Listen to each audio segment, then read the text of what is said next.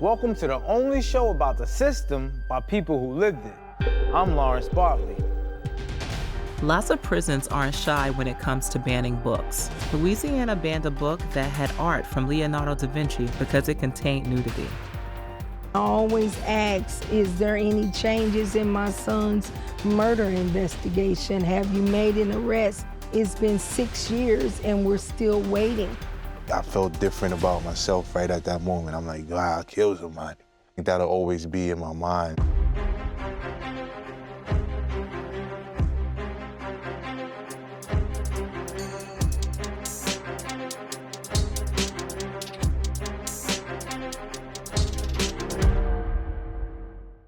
St. Louis has had about 1,900 murders in the last decade, making it one of the most dangerous cities in the country. But people aren't just grieving, they want answers, because more than half of those cases remain unsolved.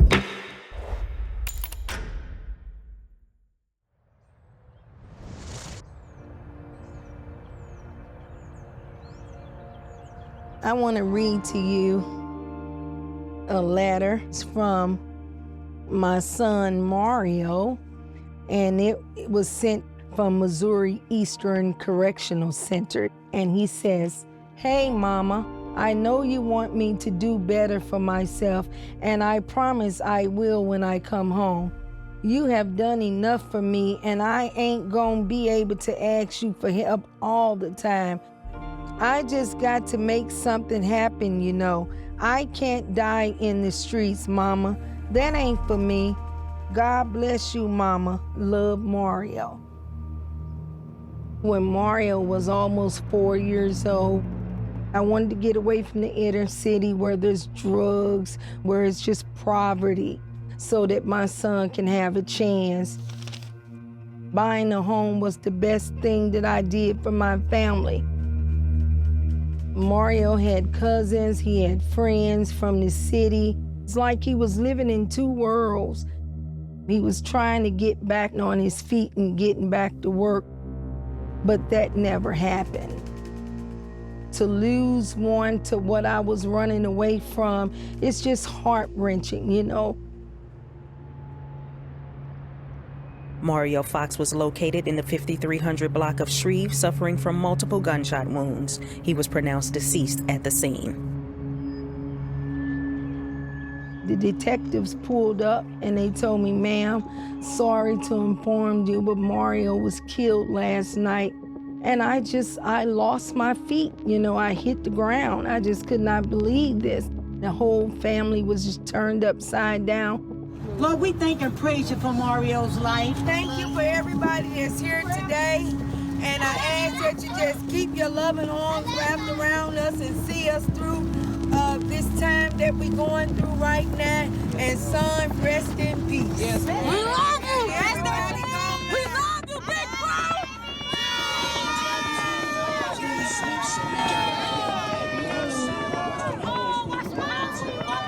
I used to call the detective. Sometimes he would call me back, sometimes he wouldn't. And I always ask, is there any changes in my son's murder investigation? Are you close to making an arrest? Now it's been 6 years and we're still waiting.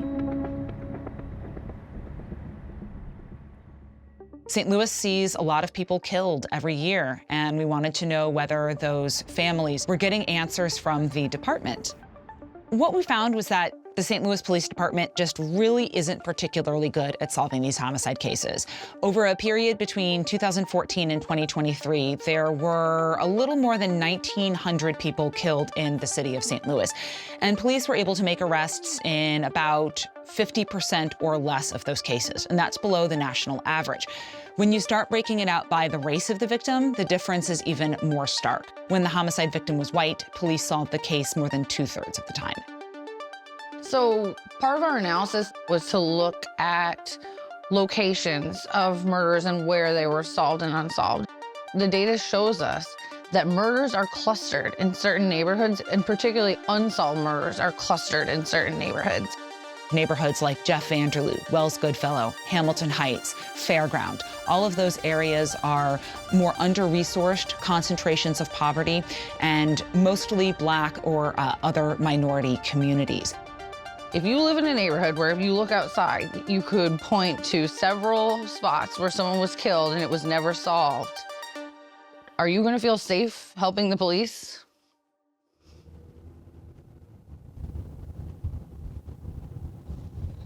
Yeah, they be shooting down here and shit.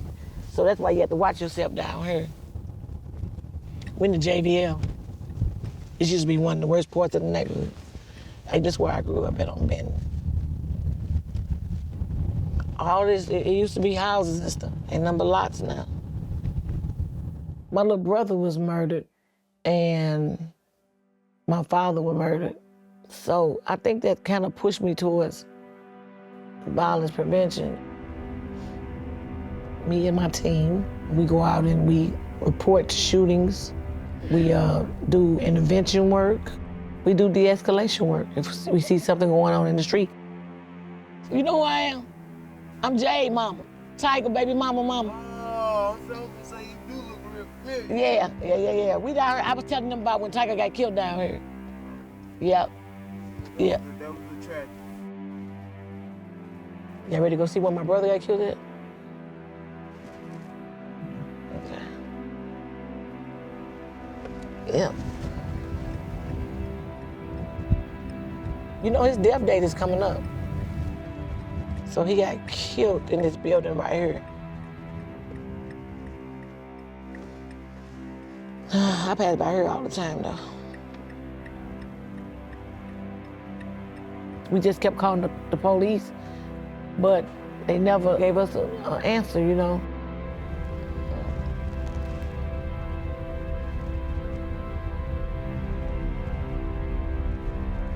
They protect downtown, but they ain't gonna protect the Black community. You know, I got a problem with that shit. Tonight, a 19-year-old is dead after being shot near a church in Florissant. You know, I lost two grandsons, Antonio and Meech, in both of my grandsons' case. And just looking at them, I see the difference. Antonio was shot September of 2021. Real STL News got reports of a shooting near the intersection of Natural Bridge and Belt. Demetrion was murdered in Florissant, Missouri, out here in the county. I know Florissant Police Department is doing everything they can to process this scene and this investigation in general. Now, Demetrion gets murdered. Within 3 to 4 months, they had the boys locked up. On the Antonio case, we were talking to the police officer on a regular basis, never got the people who did it.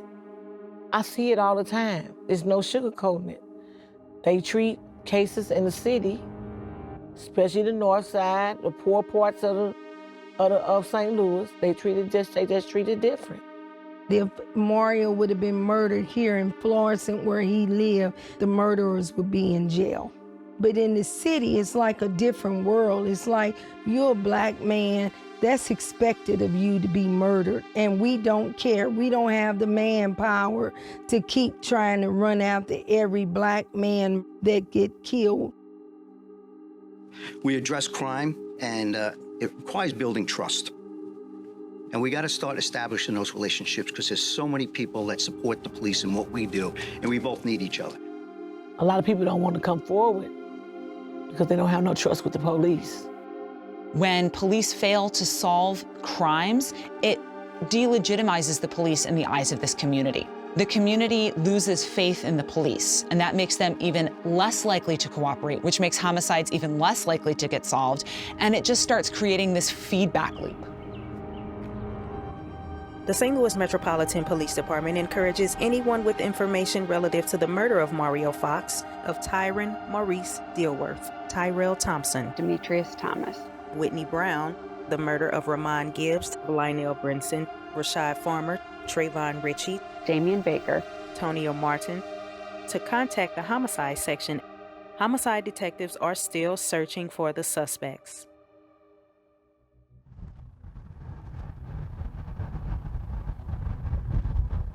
Where? I can see it. Every month we have a kickback that's for the community. Oh my God, I'm so happy to see everybody out here. The move's back there. I don't know where we gonna move it. Where we gonna park it, y'all? Way down here? Way down there or something. So those kickbacks are really for neighborhoods where there's previously been a shooting and we coming in, we wanna do some healing.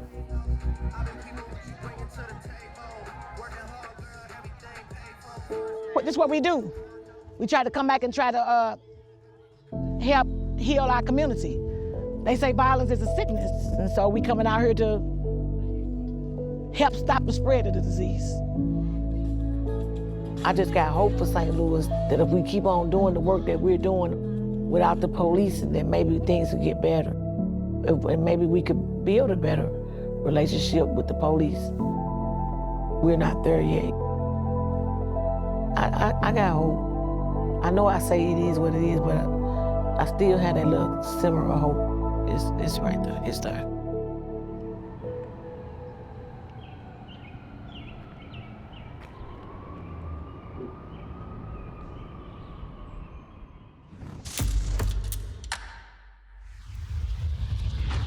Chevelle Coleman hit rap stardom as G-Dep in the 90s, but something was weighing on him. He shot a man, and he did what few would, turned himself in, only then learning it was fatal. We sat down for his first TV interview after nearly 14 years in prison to talk redemption. First of all, before we go anywhere, congratulations are in order. You just got out of prison. Yes, sir. Yes, sir. Last week? Last week. It's been 8 days. How does it feel? The whole week you've been out. How it feel?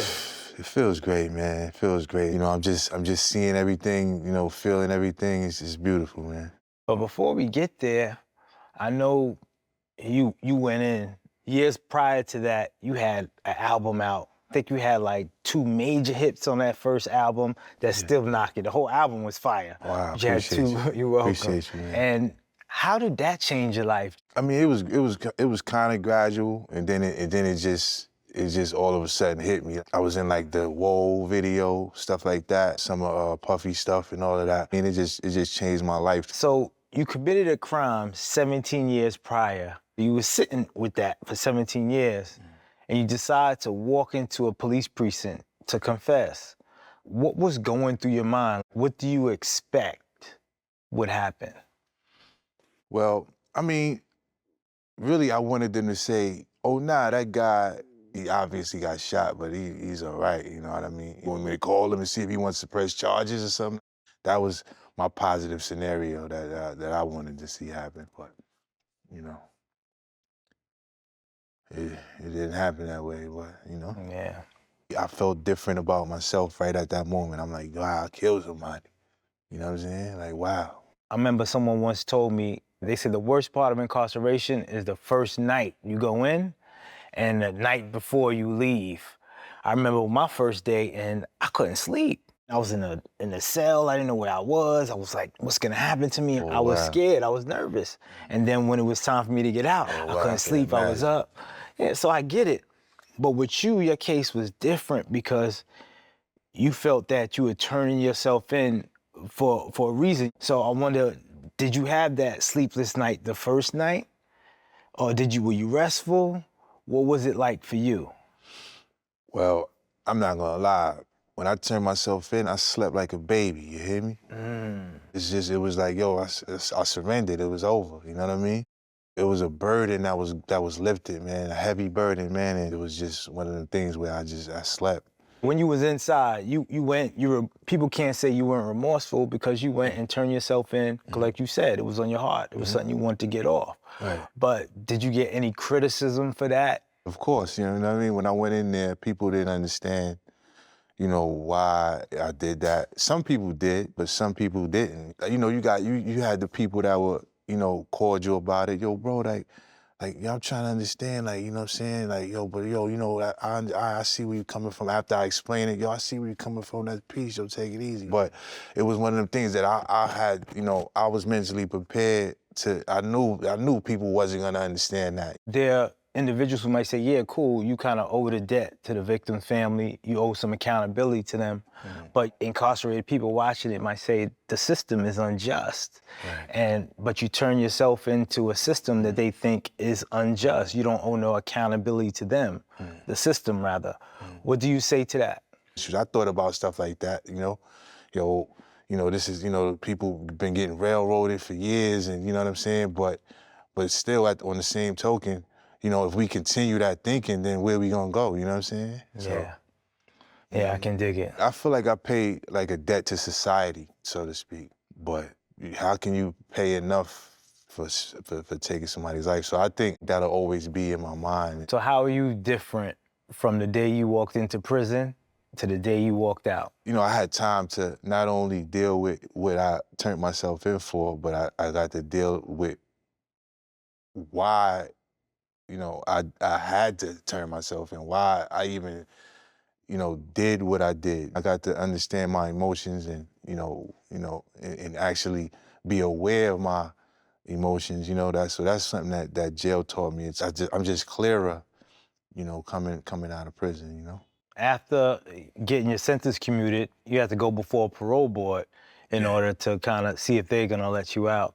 Yeah. And I heard you was over there rapping or something. What's happening? Word, man. Yo, I couldn't believe it. It was just the illest thing, man. Her board member, she said, does anybody have any questions for Mr. Coleman? And then one of them said, yeah, I have some questions for him. So they zoomed over to him, and he, cool cat sitting there.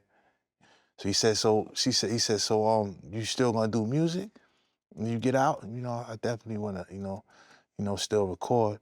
He was like, well, let me hear something. Word. So I was like, he kind of threw me, I ain't gonna lie. So now I'm sitting there thinking of like something I should say to the parole board, you know what I'm saying? Yeah. I'm like, sometimes you could think of something that you wrote for that instance or something like that, but nothing was coming, you know what I mean? I'm like, and I got all these rhymes. I can't think of nothing, you know what I'm saying? I'm like, so I just like, I just spit every day the song, the verse to every day. You know what I mean? I walk down the block with my stomach in knots, spend time hustling, running from cops. And then right when I said that, I'm like, in my mind, I'm like, whoa. You know what I'm saying? Word up. So I had to keep going though. And I started getting into it at that point. I'm like, can't buy trees with government cheese. I'd rather be where it's breeze, niggas bubbling keys. Another time I was like, whoa, what am I saying right now? Do you want to go home? Hey, I'm like, I can't believe what I'm saying. But I just kept going. I was like, you know what I mean? Like, okay, well, yeah, man. Well, good luck, man. But that was the illest thing, man. Solid, that was unique. Word. With that, I'm gonna let you go. Luck, success, man. Thanks for having me, man. Word.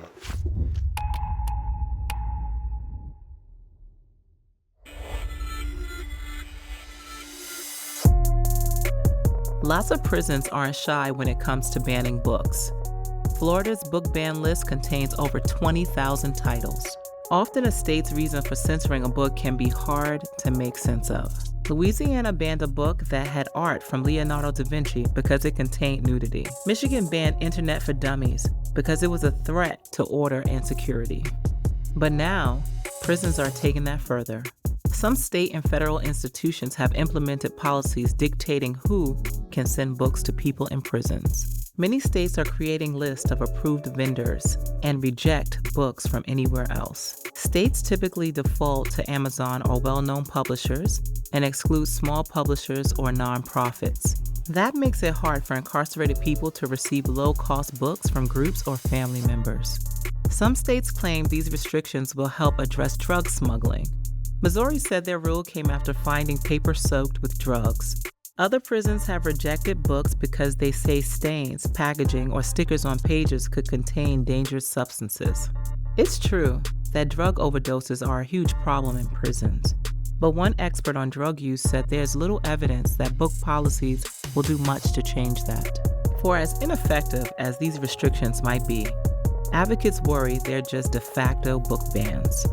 Books are a lifeline to the outside and give people who are incarcerated ways to prepare for their future. One woman incarcerated in Missouri had a simpler explanation, saying it's really about banning information.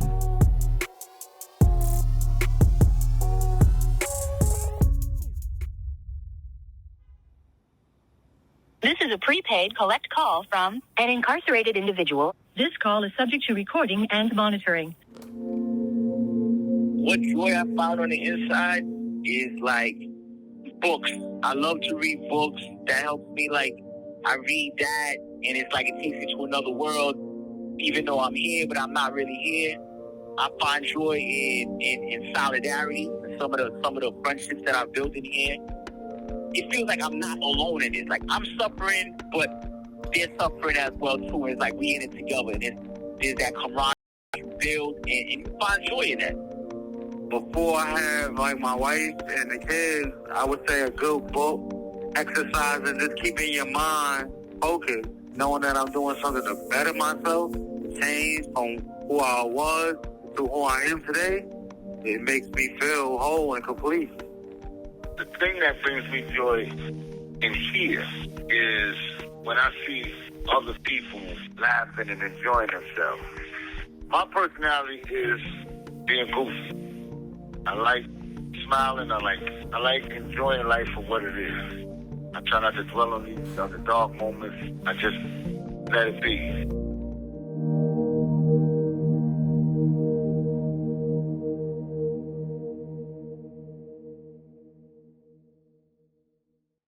This season on Inside Story, we've introduced you to people grappling with unsolved murders in St. Louis and shown you how hard the state makes it for formerly incarcerated people to vote.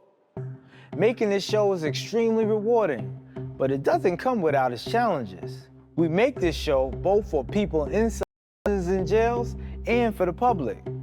When I'm writing scripts and interviewing people, I think a lot about who exactly I'm talking to and what language to use.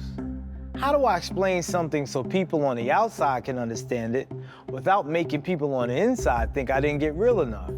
Easier said than done, right? My hope is that the public comes away with a better understanding of how the criminal justice system actually works, so you might say, I had no idea this was possible in the US.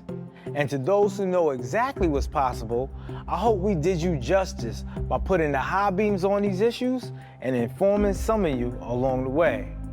Thanks for watching, and I'll see you next time.